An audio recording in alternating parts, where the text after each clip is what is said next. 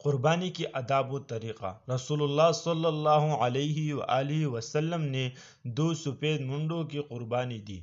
آپ صلی اللہ علیہ وآلہ وسلم نے انہیں اپنے ہاتھوں سے ذبح کیا، بسم اللہ پڑھی اور تکبیر کہی۔ آپ صلی اللہ علیہ وآلہ وسلم نے قربانی کے وقت انہیں لٹا کر ان کے رخسار پر اپنا قدم مبارک رکھا۔ جانور ذبح کرنے کے لیے اس طرح لٹایا جائے کہ اس کا رخ قبلے کی جانب رہے۔ اگر ضرورت ہو تو جانور کے ہاتھ پاؤں باندھ دیجیے تاکہ جانور گھبرا کر بھاگ نہ جائے۔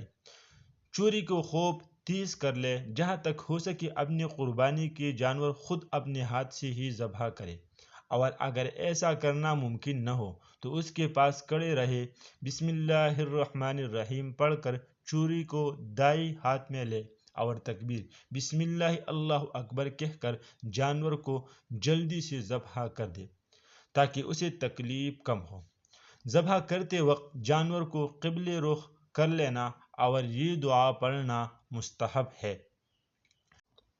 قربانی کی دعا: انی وجہت وجہی للذی فطر السماوات والارض حنیفا وما انا من المشرکین قل ان صلاتي ونسكي ومحياي ومماتي لله رب العالمين لا شريك له وبذلك أمرت وأنا أول المسلمين اللهم منك ولك بسم الله والله أكبر۔ ترجمہ: بے شک میں نے اس ذات کی طرف اپنا رخ موڑا جس نے آسمانوں کو اور زمینوں کو پیدا کیا، اس حال میں کہ میں مشرکوں میں سے نہیں ہوں۔